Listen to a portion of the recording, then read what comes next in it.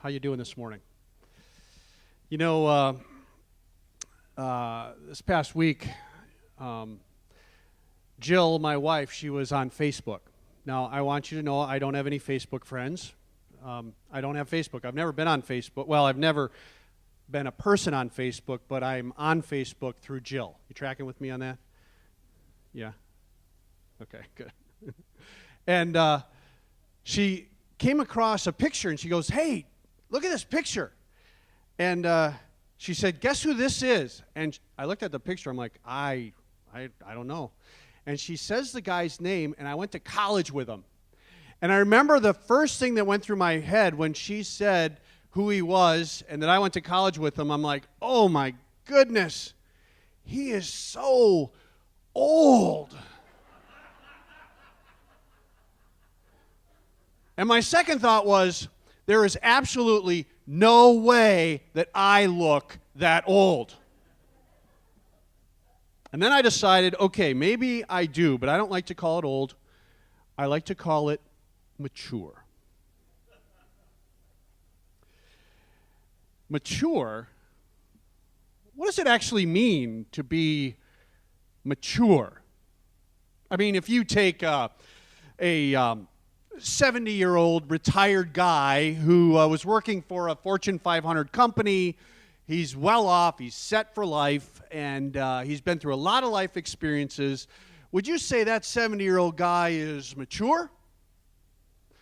Or, on the other end of the spectrum, take a high school graduate, hasn't had as many life experiences, and, is just kind of getting started in what adulthood is all about. Would you say that that person is immature? Actually, maturity is not measured by age or experience or status in life. And there's different ways that we actually figure out what's mature and what's not. Like, for instance, you can have physical maturity. Basically, when you grow up from a child to an adult, it's like you've matured physically. Or you can have social maturity, somebody who is polite, somebody who says thank you, somebody who says please, someone who shakes your hand and looks you in the eye. These are all norms of our society that when somebody's practicing them, you could say, well, they're socially mature. They seem to know how to behave in society. There is intellectual maturity. It's somebody who seems to be able to reason well, who seems to be able to use logic well. They are intellectually mature. Now, you notice that when I'm describing these different ways in which we can be mature, I'm not talking about age, I'm not talking about status in life, I'm not talking about our experience or our experiences. I'm talking about behaviors.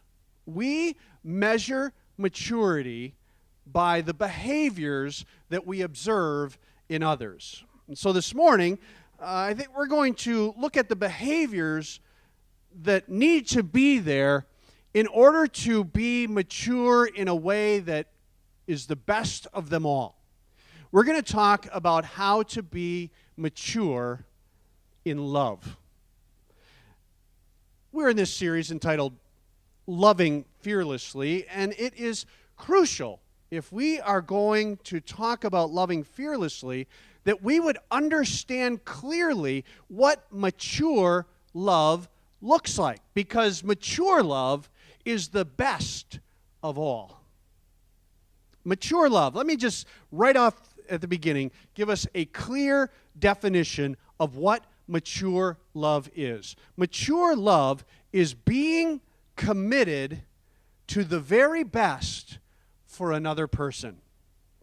It's not just wanting the very best for another, but actually being committed to the very best, being engaged in, being invested in to help another person to achieve their highest good, their very best.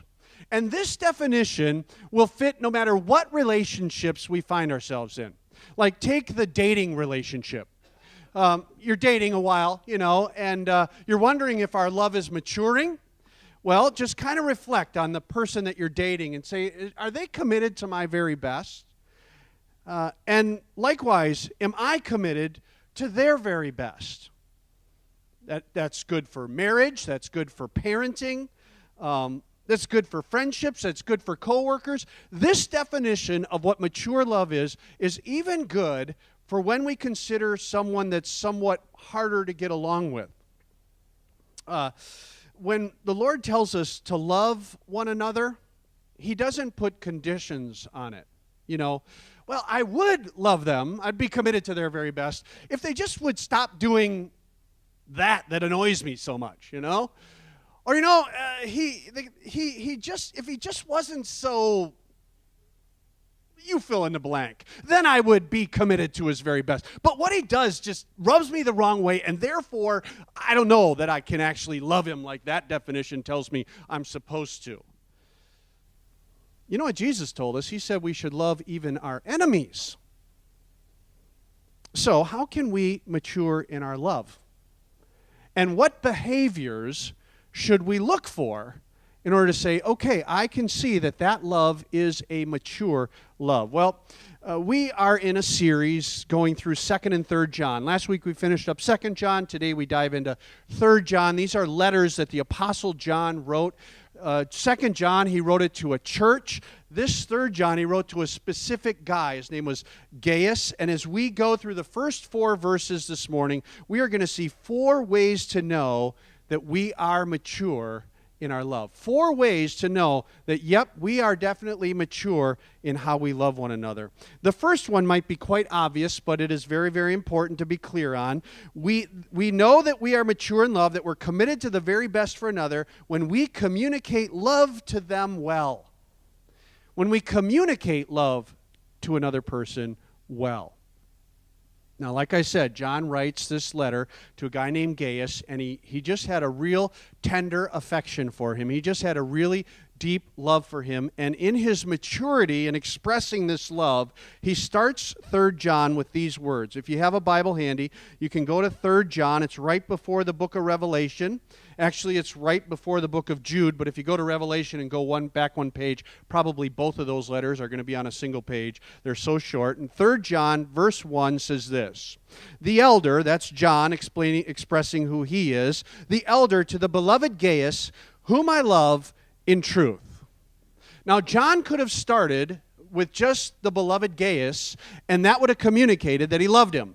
You are my beloved Gaius, meaning I really have a tender heart for you. But in order to be very clear on communicating love to him, he adds that second part, whom I love in truth.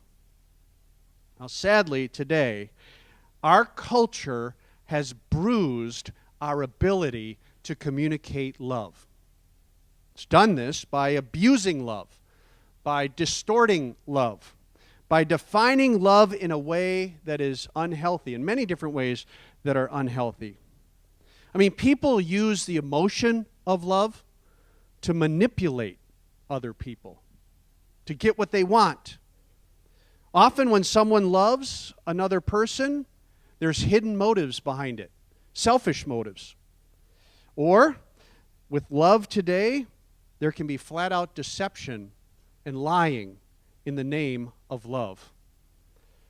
If we're going to communicate love to another person well, how do we do it? Well, I think we follow after the Apostle John. And that's why he said, again in verse 1, "The elder to the beloved Gaius, whom I love," and he could have left it at that, but then he adds, "in truth." That I love you with a love that is true, with a love that is pure, with a love that is holy, dare I say, with a love that is sacred. Now, as we all know, today is the second day, I believe, of deer hunting, and you can tell that I'm not out in the woods. I'm not out in the woods because I don't go deer hunting anymore. At least I haven't for a number of years now.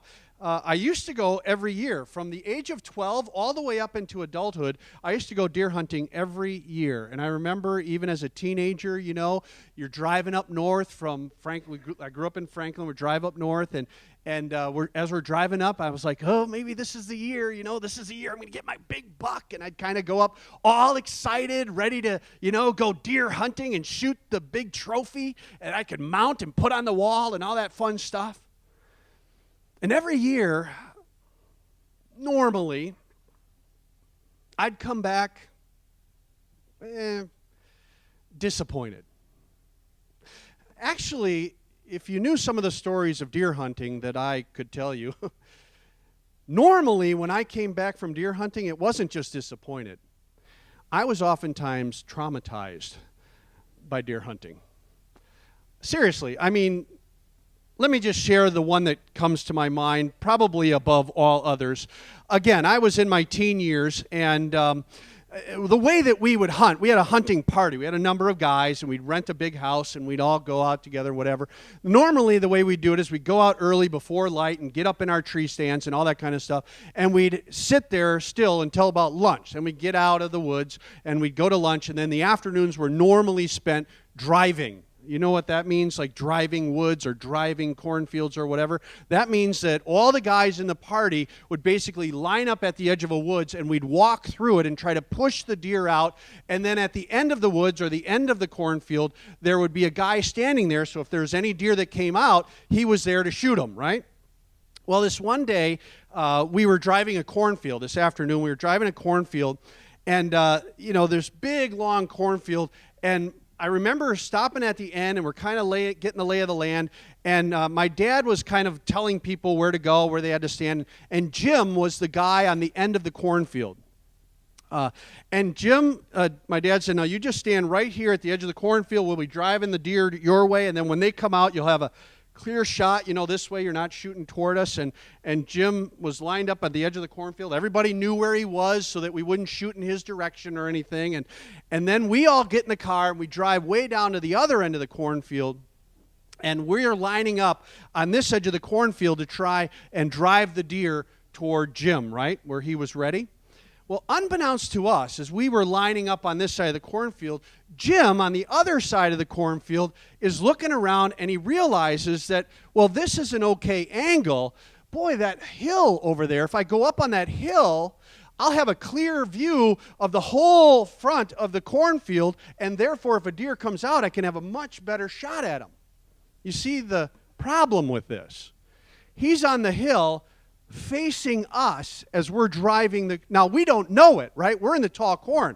So I've got my Ithaca 12-gauge shotgun with my Deer Slayer barrel. I just love that gun, and I am so excited that I just know I'm going to kick up a deer. Someone's going to kick one up, and it's going to come running over right by me, and I'm going to shoot it, and I'm going to be the champion in a sense. And so I'm walking through the wood or through the cornfield, and we're just walking along, and we're not seeing anything, and we're talking so that we know where each other are and that we're in the right line and everything. And sure enough, we kind of get toward the end of the cornfield, maybe about 2/3 of the way through it, and it was a long cornfield, and all of a sudden, boom, this deer kicks up in front of me, and I'm so excited, but because of the corn, I can't see him really quick. I'm like, deer, we got a deer, he's coming your way, and I'm hollering and everything, and everybody's ready to shoot this deer, and it crashes through the woods, or through the cornfield. Now, I'm walking, I'm thinking he's going to come back, or maybe there's another one in here, maybe I'll get my chance, and then all of a sudden, from Jim, with his 30-06, he's up on that hill, unbeknownst to us, and all of a sudden we hear, kush, kush, kush, kush. He starts shooting at the deer that had come out and is running along the cornfield, but I don't just hear gunshot, I hear, kush, kush, kush, kush, kush. Literally, bullets are flying through the corn. I can hear them exploding, these corn stalks all around me. I literally hit the deck and start screaming, hey, you're shooting at me, hey, stop shooting. Everybody else in that line are hitting the deck because he's shooting, missing the deer every single time, but everybody else, is getting shot at. You can see why I turned out the way I did,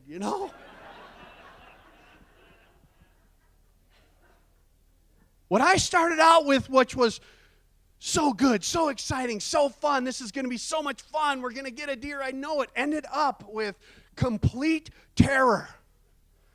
Complete, what just happened? We're all shaking. We get out at the end.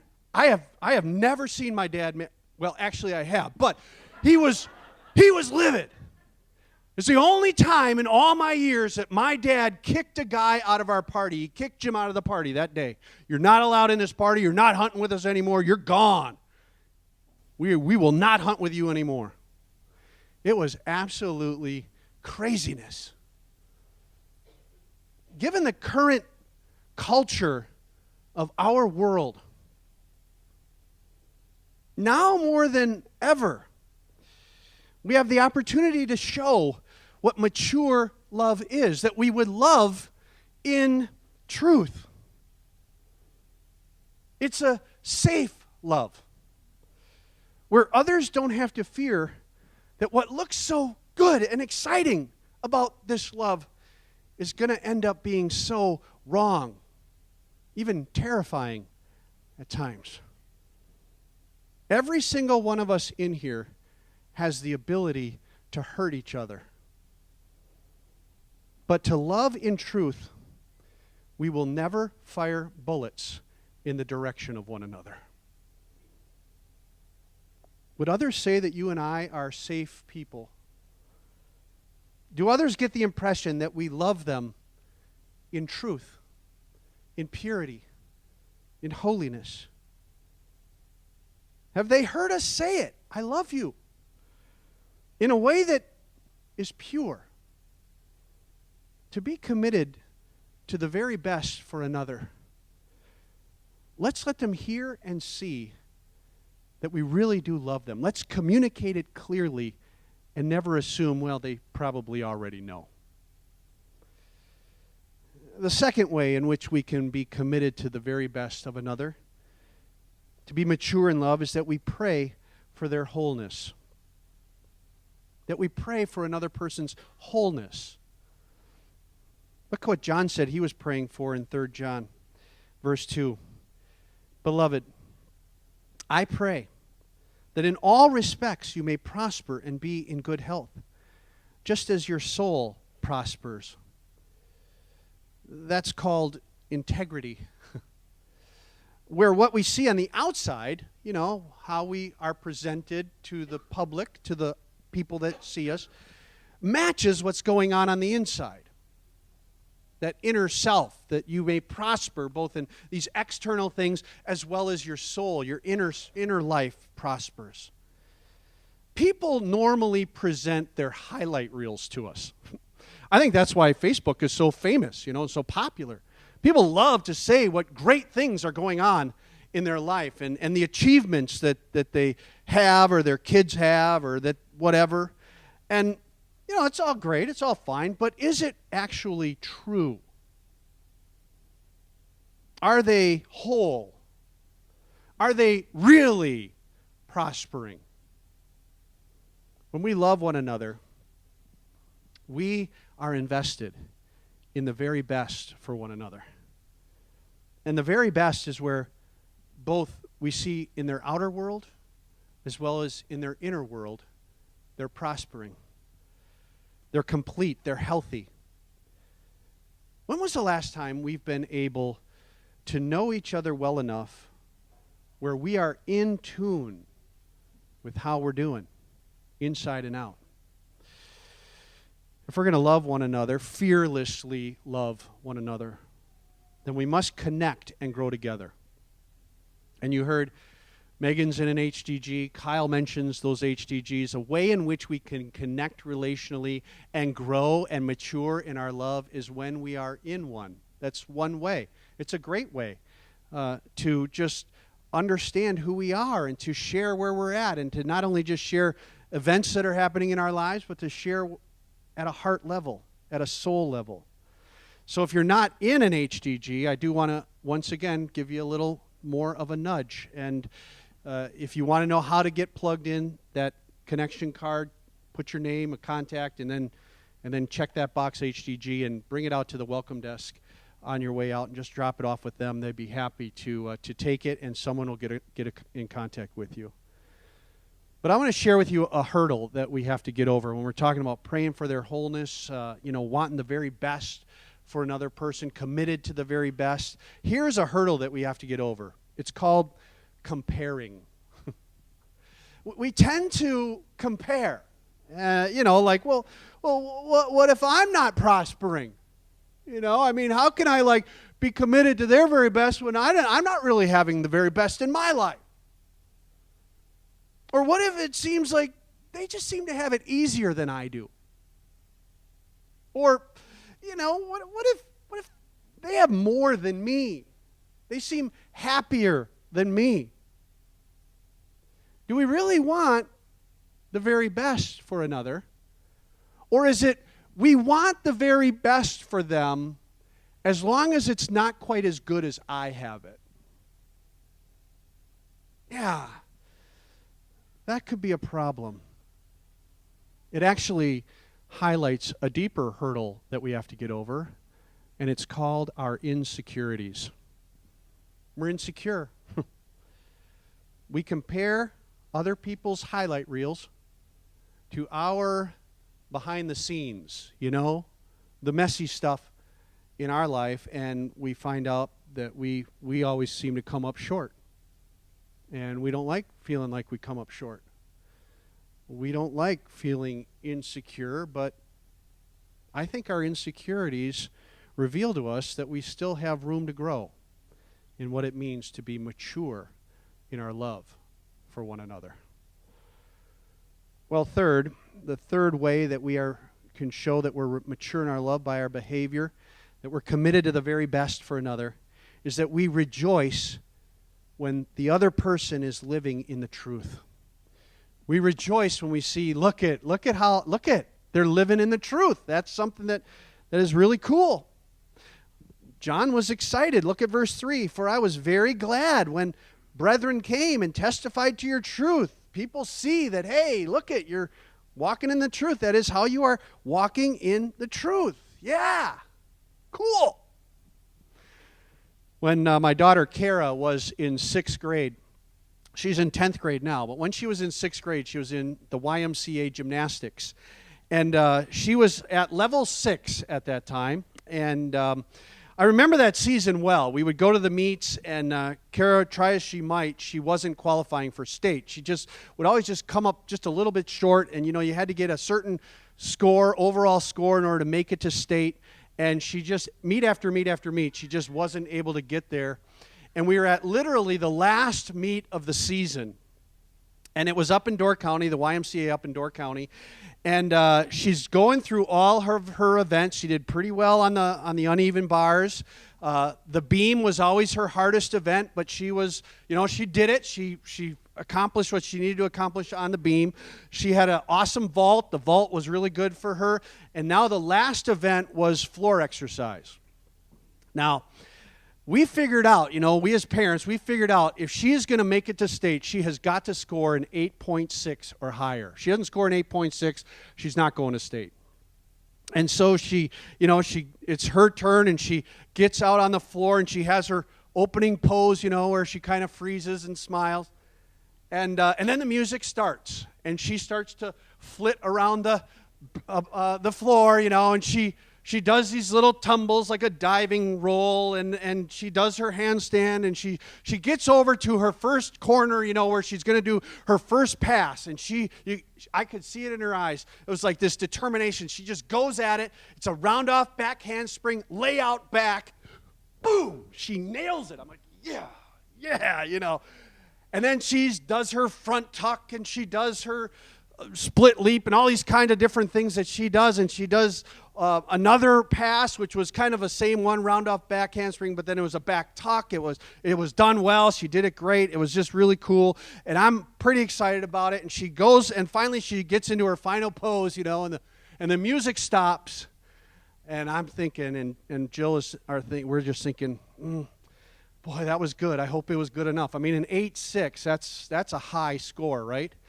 That's hard to hit. Man, that was really good. Come on. And we see the judge over there, and the judge is just writing away. And I'm thinking, there can't be that much wrong with it. What are you writing about? And she's just busy writing away. And I'm like, oh, come on. And then finally, she slides the score over to the scorer, and the scorer flips all the little cards, and she raises it up, and she spins it around. 9.1. Yeah! yeah, she did it. And I'll never forget, Kara's with her team, and the 9-1 comes up, and she's like, back to us, and all of a sudden she goes, yeah! We were celebrating in her victory. Celebrating in another person's victory. That's the feeling I think John is expressing when he says here in verse 3, for I was glad. No. I was very glad to see that you're walking in the truth. Very glad. I'm very glad that you are living in victory. We rejoice when we see victory in another person, when they've overcome obstacles, when they've worked so hard to achieve that which is right and just and holy and good. Are we glad when people are stepping out of the lies, out of the deception, out of the belittling, out of the unkindness, out of the sin, and into the light of the truth? Do we rejoice in that? When we see another person living in what is true, does it hit us in the heart? Like Kara's victory hit me in the heart. Yeah, I think when we find ourselves going, yeah, yes, love to see that in your life, we know that we are growing to be mature in our love. Well, one more thing. The fourth way in which we know we're mature in our love, that we're just committed to the very best for another person, is that we express the pride of a godly parent. We express it. Look at how John expresses it in verse 4. He said, I have no greater joy than this, to hear of my children, my spiritual children. He's not talking about biological kids or whatever. He's talking about his spiritual kids. I have no greater joy than this, to hear of my children walking in the truth. John already said he was very glad that he was walking in the truth. Yet he's compelled to express it even more clearly from the sake of like a fatherly pride. Man, it just brings me the greatest joy to see you, my kids, walking in the truth. When was the last time we took the time to give someone encouragement whom we have seen a real change in their life for the good? When was the last time we just took a moment to maybe jot a note or catch them in the hallway and just stop them for a moment and just say, this is what I'm seeing, and it's really, really cool.